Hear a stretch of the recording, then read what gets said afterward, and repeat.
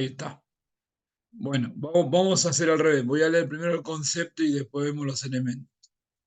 El 1910 del código dice que hay tenencia cuando una persona por sí, por medio de otra, ejerce un poder de hecho sobre una cosa y se comporta como representante del poseedor.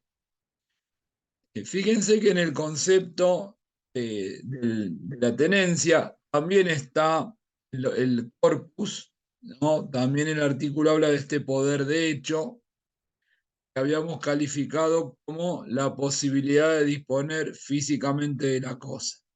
Es decir, que la posesión y la tenencia comparten uno de los dos elementos, que es el corpus. Pero en el caso del tenedor, reconoce en otra persona un mejor derecho. Es decir, que el tenedor no se manifiesta a sí mismo como titular de un derecho real, ¿sí? Sino como titular de un derecho personal. Es decir, fíjense que cuando el código finaliza el 1910 dice y se comporta como representante del poseedor, ¿sí? Es decir, asume frente a terceros la posición de alguien que es una especie de dependiente, ¿sí? Esto lo vemos en el caso, por ejemplo, del inquilino, del comodatario o en cualquier otra figura en donde ese tenedor acepta su calidad de tal. ¿Sí?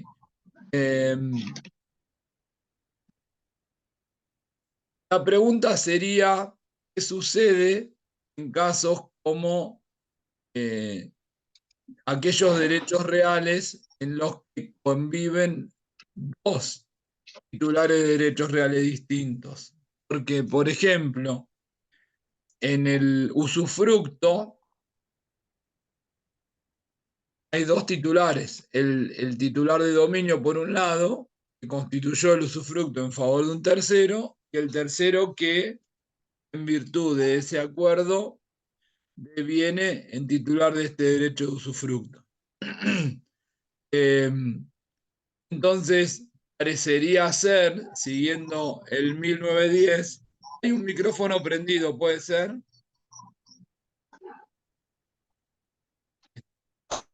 Eh, entonces, parecería ser que el usufructuario sería un tenedor, porque reconoce en el propietario un mejor derecho. Pero en verdad, o mejor dicho, hay autores que lo ven de esta manera. Mariani Vidal dice, bueno, hay que analizar la figura del usufructuario según el tipo de derecho real que estemos analizando.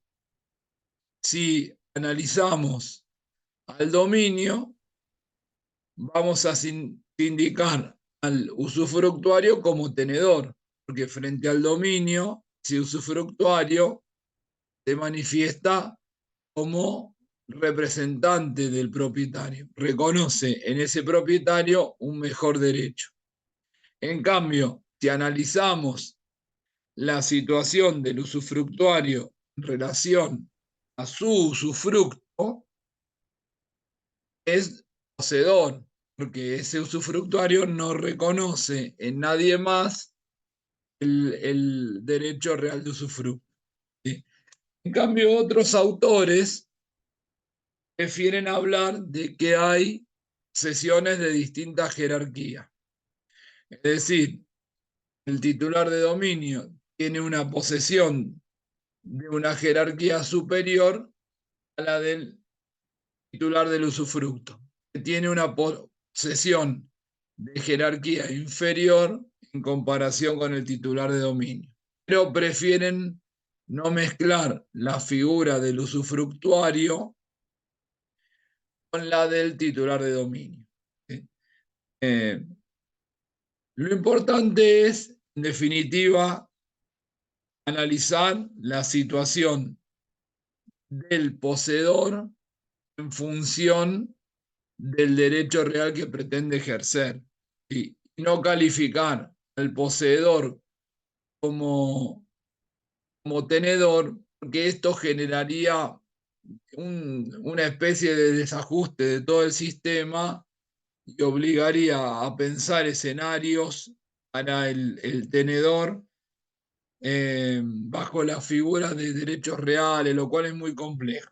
¿Sí? Entonces, creo que esta posición que sostiene que el tenedor es titular de un derecho personal, por lo menos ejerce un derecho personal, se enmarca de manera más armónica con las disposiciones del código. ¿Sí? Recuerden que el artículo 1916 dice que la posesión es legítima cuando se refiere, perdón, las relaciones de poder son legítimas cuando se refieren al ejercicio de un derecho real o personal constituido de conformidad a las disposiciones del código, ¿no? Con lo cual podríamos decir, dentro de esas relaciones de poder hay dos, la posesión y la tenencia. Para la posesión estaríamos hablando del ejercicio de un derecho real y para la tenencia el ejercicio de un derecho personal. ¿Sí? Entonces, quedaría claro que cualquiera sea el tipo de derecho real del que estemos analizando, siempre lo vamos a calificar como poseedor al sujeto. Cuando analicemos un derecho personal, el sujeto va a ser calificado como tenedor. ¿Sí? Esta es la mejor, entiendo yo, manera de poder distinguir una situación de la otra. Ojo, porque hay algunos autores como Mariani de Vidal, Adriana Bella y Kipper que dicen que ahora, como el 1916 afirma que el derecho real supone perdón, la relación de poder legítima supone el ejercicio de un derecho personal o real constituido de acuerdo al código, dicen, bueno, entonces cuando el comprador por boleto que tiene la posesión recibió la cosa del titular dominial anterior, si bien no es titular de un derecho real, porque ese poseedor con boleto no tiene la instrumentación por escritura pública, sin embargo lo podríamos calificar como titular de un derecho personal. ¿Sí? A mí no me gusta esta mezcolanza que se hace porque si calificásemos al poseedor como titular de un derecho, perdón, al poseedor con boleto como poseedor legítimo, porque es titular de un derecho personal, esto significaría una serie de consecuencias, ¿sí? Como por ejemplo, que tendría la acción reivindicatoria para recuperar el inmueble, no se le podrían reclamar eh, ninguna restitución de frutos o productos. Es decir, como que su derecho ya estaría, eh, ¿cómo les puedo decir? Eh, Regularizados, sin necesidad de ese adquirente por boleto tuviera que acudir a la instrumentación de la escritura pública, ¿no? Es una situación muy extraña. Entonces, a mí no me satisface esta opinión. Yo creo que el poseedor con boleto o el comprador por boleto debe ser siempre calificado como poseedor en el entendimiento de que quiere adquirir un derecho real. Y que esa circunstancia de la ausencia de la escritura pública invalida la posibilidad de que pueda ser calificado como un poseedor legítimo de un derecho personal. ¿Sí? A mí esta idea no me convence para nada. Pero tengan presente si están leyendo los manuales de alguno de esos autores que sostienen esta interpretación del 1916.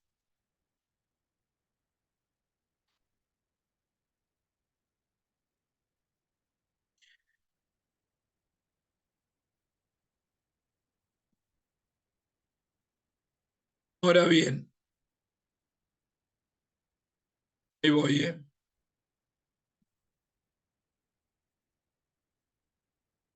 Ahora bien,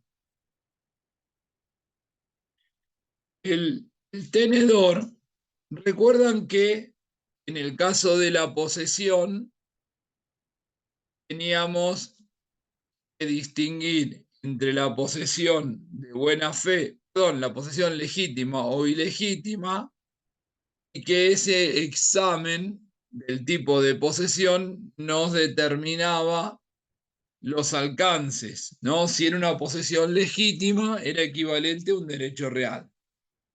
Si era una posesión ilegítima, equivalía a la inexistencia del derecho real y variaba la situación del poseedor según fuera de buena o de mala fe.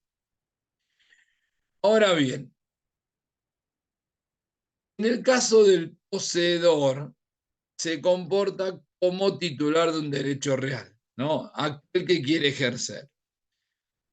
Vamos a verificar, según el tipo de derecho real que está ejerciendo, cuáles son los alcances de ese ejercicio.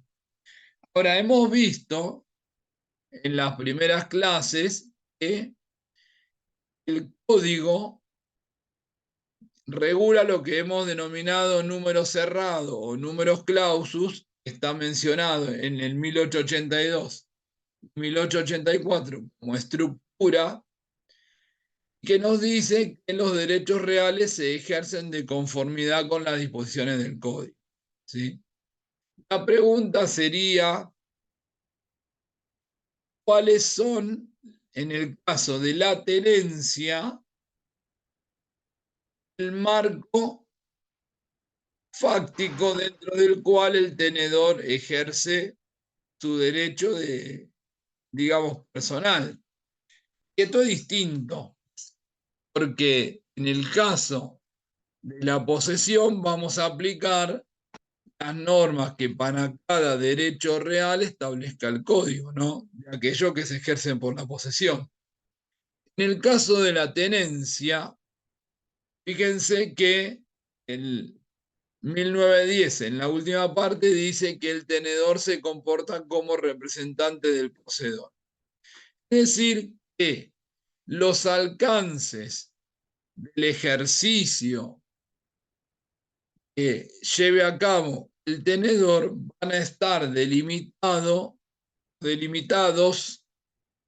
por los acuerdos que haya hecho con el locador. Perdón, bueno, estaba pensando en el ejemplo de la locación, con el poseedor. ¿Sí? Es decir, los, el ejercicio de la tenencia se ve circunscripto a lo pactado con el poseedor. Por ejemplo, en el contrato de locación, el locatario, que es el tenedor, va a ejercer la tenencia de acuerdo a lo que diga el contrato de locación. Si el contrato de locación le permite introducir mejoras en el inmueble, las puede introducir. Si el contrato de locación se las prohíbe, no las va a poder hacer. Si el contrato le permite hacer reformas previo consentimiento del poseedor, es decir, del locador, va a tener que requerir al locador la conformidad previa. Si el contrato de locación le permite subarrendar, el inquilino va a poder subarrendar. Si el contrato se lo prohíbe, no lo va a poder hacer. ¿Sí? Es decir, en el caso del tenedor, principalmente juegan en materia de regulación de lo que puede hacer con relación a la cosa el acuerdo celebrado con el poseedor. ¿Sí? Eh, yo planteo el supuesto de la locación, pero en el comodato también están sus reglas. Hay otros tipos de tenencia, por ejemplo, en el depósito, en el contrato de depósito, el depositario también es tenedor. Si, por ejemplo, yo voy y dejo mi auto en un estacionamiento, esa tenencia que tiene digamos, quien pone a disposición el espacio para que yo estacione el vehículo, esa tenencia que tiene sobre el vehículo, en general se limita a la custodia, pero sin poder utilizar el vehículo. ¿Sí? Y yo llevo por ejemplo, es un vehículo que necesita una reparación y lo llevo al mecánico, ese mecánico que es un tenedor, o porque va a tener el vehículo solo a los fines de la reparación encomendada, también durante ese lapso en el que el vehículo esté bajo su poder, habrá que determinar si dentro de las facultades que tiene para repararlo, lo puede utilizar, es decir, si puede salir a circular con el vehículo, si además le facilita el uso de los fines de semana, por ejemplo, etcétera, etcétera. ¿Sí? Lo que delimita los derechos del tenedor es el contrato que lo une con el poseedor. ¿Sí? ¿Entiende esto? Sí, profe. Sí, sí, profe. Bien. Ahora, eh, la doctrina, para tratar de explicar de mejor, de manera más armónica, cómo funciona la tenencia, eh, ha elaborado como, digamos, clasificaciones, ¿no? Y distingue a la tenencia en el derecho público o en el derecho administrativo y en el derecho privado. Y esta es la primera gran clasificación que tenemos. Dentro del derecho, dentro de la tenencia en el derecho público, en realidad la tenencia juega un rol distinto a lo que son las relaciones entre los particulares. Porque en el derecho público, cuando hablamos de tenencia en el derecho público, cuando nos referimos al uso de bienes del dominio público, es decir, eh, playas, ríos, mares, plazas, cementerios públicos, eh, aceras, y todo espacio público, la ley califica como un bien del dominio público. Porque en los bienes del dominio público no hay típicamente un poseedor. Es decir, el Estado no es poseedor de los bienes del dominio público. ¿Sí? Entonces, la función que tiene el Estado en los bienes del dominio público es el poder de policía. Es decir, el Estado es el custodio de esos bienes y los administra, ¿sí? En su función de órgano de contralor sobre esos bienes. Pero no son bienes que están en el comercio y que el Estado pueda enajenar. Y no se puede vender una plaza, no se puede hipotecar un río, etcétera, etcétera. Entonces, Profe, sí, perdón que lo interrumpa. ¿Eso sería ser un fiduciario? no, no, no. No, no, el dominio fiduciario es otra cosa. No, no, no. El dominio fiduciario funciona dentro de los bienes que están en el comercio. El poder de policía es ¿a quién pertenece un bien del dominio público? Bueno, la nación, ¿sí? Eh, a la sociedad toda. ¿Quién tiene la función de custodiar y de regular el uso y el funcionamiento de los bienes del dominio público? El Estado, que puede ser el Estado nacional, el Estado provincial o el Estado municipal, dependiendo de a cuál de estos tres le corresponda la competencia. ¿Sí? Por ejemplo, los mares son una competencia del Estado nacional. Los cementerios públicos son una competencia del Estado municipal. ¿Sí? Las plazas según la zona, pueden ser una competencia del Estado provincial o del Estado municipal, ¿sí?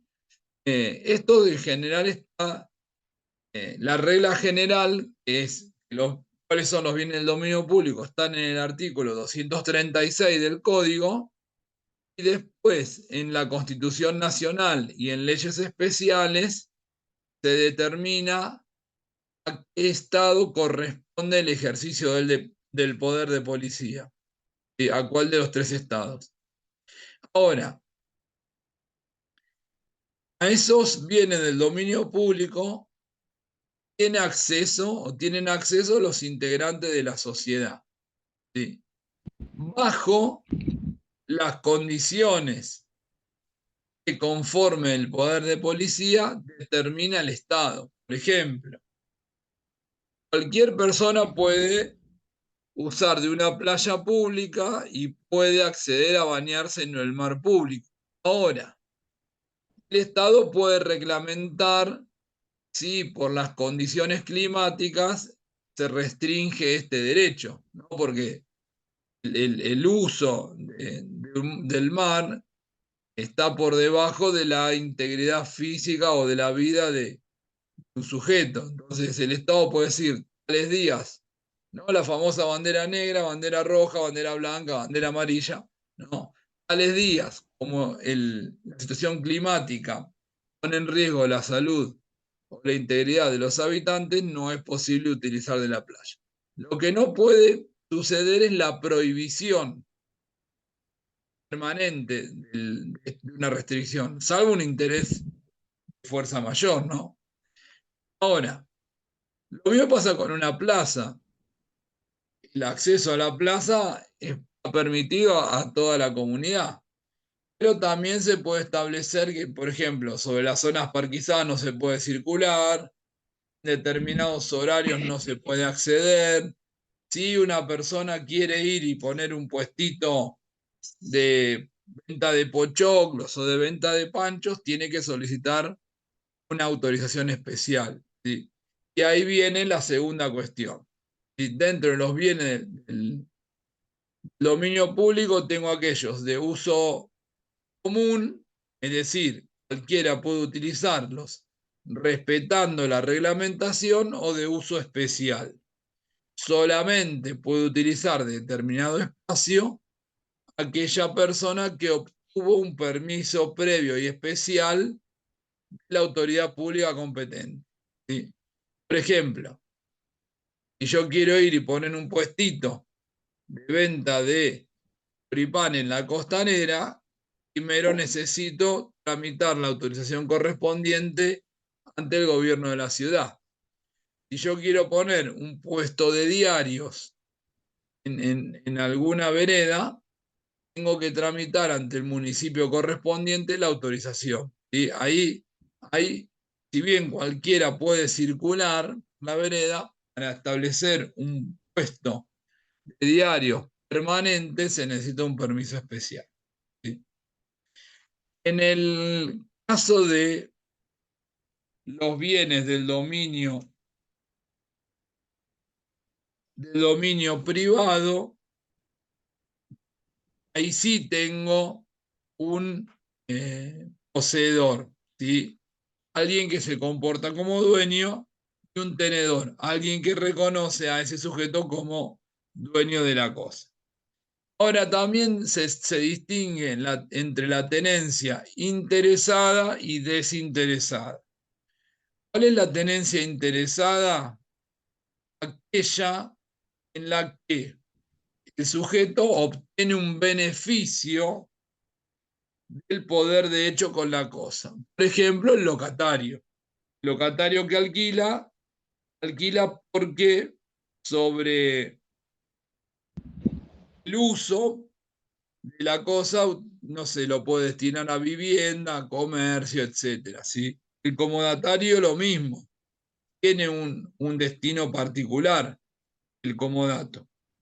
Después está la tenencia desinteresada, es decir, donde el tenedor tiene la cosa bajo su poder, pero no puede obtener un beneficio.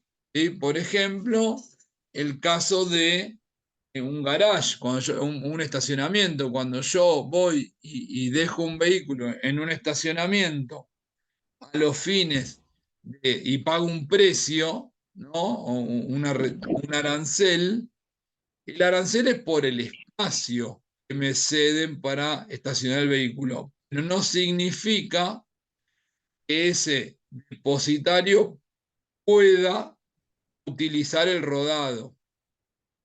Entonces, ahí tengo una tenencia desinteresada. ¿Se entiende la diferencia entre una y otra? Sí, profe. Bueno, miren esto. En el código de Vélez, quiero leer una cosita que les quiero señalar.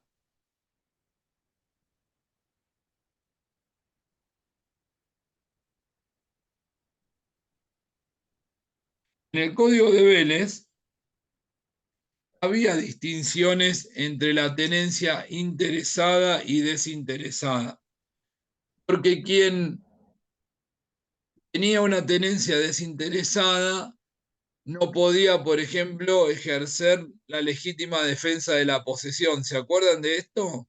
Que hablamos en la clase pasada, que el código regulaba la defensa, la defensa extrajudicial o la legítima defensa de la posesión. En el código de Vélez, el, Perdón, profe, hay un micrófono sí, sí, abierto, ahí no lo sé estoy si... silenciando.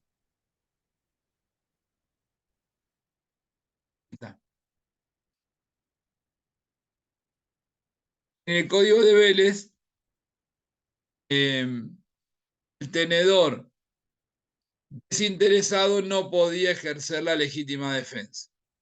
En el código actual se derogó, digamos, o no, directamente no se incluyó esta distinción, por lo cual cualquier tenedor puede ejercer la legítima defensa.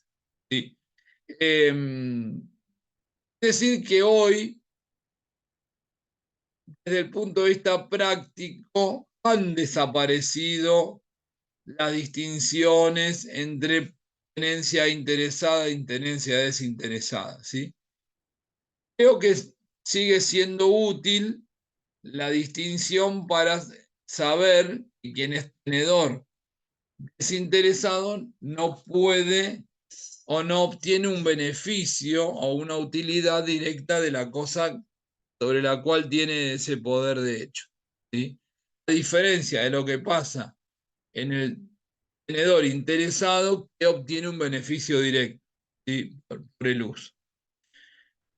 En cuanto a los modos de adquisición y de extinción, están dados por, en el caso de los modos de adquisición, por el acuerdo con el poseedor, es decir, el tenedor entra en posesión de la cosa a partir de un convenio con el poseedor, ¿sí?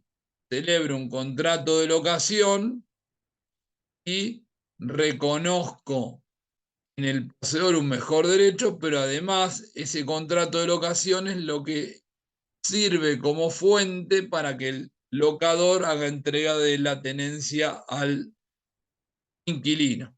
¿Sí? En el comodato lo mismo, en el depósito lo mismo, etcétera, etcétera. ¿Sí? Puede suceder que en algunas situaciones el contacto con la cosa no se dé a través de un convenio.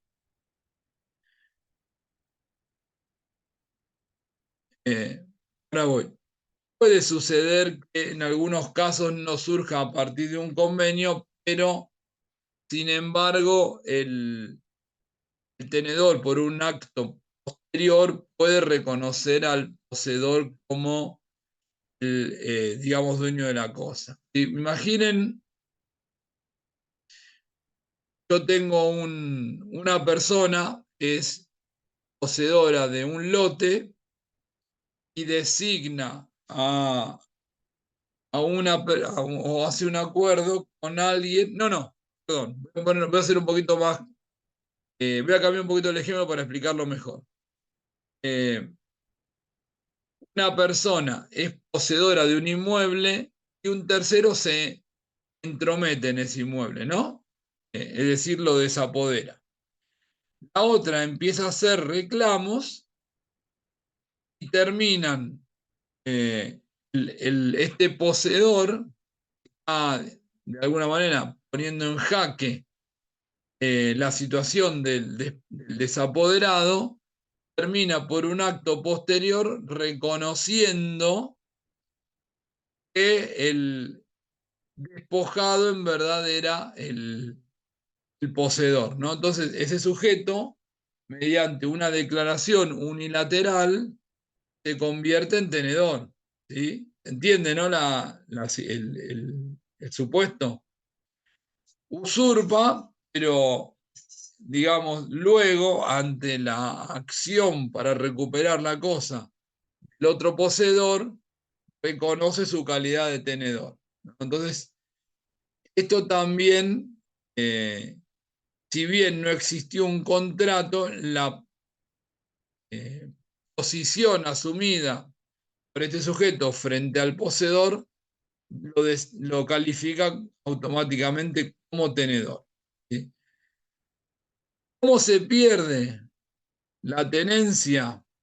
Bueno, la tenencia se pierde de la misma manera eh, que pasa con la posesión. Cuando lo que pasa que en el caso de la posesión, la tenencia implicaba la posibilidad de perder el corpus o el animus domini o ambos. Como en el caso del tenedor no hay animus domini, siempre lo que va a determinar la pérdida de la tenencia va a ser la pérdida del corpus, ¿sí? Ahora, la pérdida del corpus puede provenir o de un hecho ajeno a la voluntad del tenedor o de la propia voluntad del tenedor. Cuando el tenedor decide restituir la tenencia de la cosa al poseedor, pierde el corpus, ¿sí? También puede darse otras circunstancias por las cuales se pierde el corpus en el tenedor.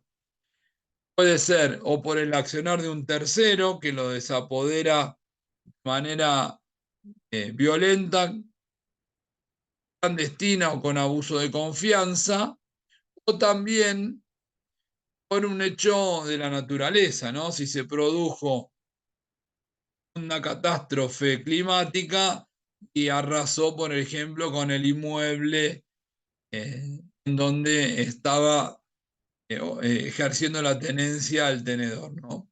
Esto también pone fin a la tenencia porque se perdió el corpus. ¿Se entiende esto? ¿Entendió esta idea? Profe, una consulta. Sí. ¿No habíamos dicho que había posesión aún si uno de los dos no estaba? O sea, si no estaba el corpus o no estaba el animus domini. No, eso es a los fines de conservar la posesión. Ah, ok. Para adquirir la posesión necesito ambos, el corpus y el animus domini. Luego, la posesión se conserva solo con el animus domini, ¿sí? Porque el poseedor no necesita estar en contacto permanente con la cosa. Le alcanza con que pueda ir y tomar la cosa sin oposición de terceros. Ahora, es decir, el corpus está como patente, ¿no? Está dando vueltas ahí. Mientras pueda ir y ejercer actos posesorios, sigue tentando el corpus. En el momento en que quiere ir y tomar contacto con la cosa y no puede, ahí es cuando se produce la pérdida del corpus, en consecuencia la pérdida de la posesión. Perfecto. Sí, o Muchas sea, gracias, si profe. vos, para ponerlo con un ejemplo, si vos vivís en Capital Federal y tenés un terrenito en Santa Teresita, lo habitual no es que vayas o que vayas todos los días, ¿no? Vas 1 o 2 veces por año. Mientras, por eso se conserva solo ánimo, porque más que vos vivas en Ciudad de Buenos Aires, no has manifestado, o mejor dicho, has manifestado tu voluntad de seguir siendo la poseedora, ¿no? Porque seguiste pagando los impuestos, eh, y porque no hubo un acto de, digamos, de desapoderamiento unilateral. Ahora, en el momento en el que vos vas, por ejemplo, decidiste ir a veranear a Santa Teresita y te encontrás con el inmueble ocupado, ahí es cuando perdiste el corpus, ¿no? Porque esta posibilidad de poder ir a tomar la cosa en cualquier momento desapareció, ¿sí? Cuando recibiste oposición de un tercero. Perfecto. Muchas gracias, profe. No, por favor. Bueno, justo queda menos un minuto, así que cerramos acá y retomamos ya para hablar de Usucapión, ¿sí?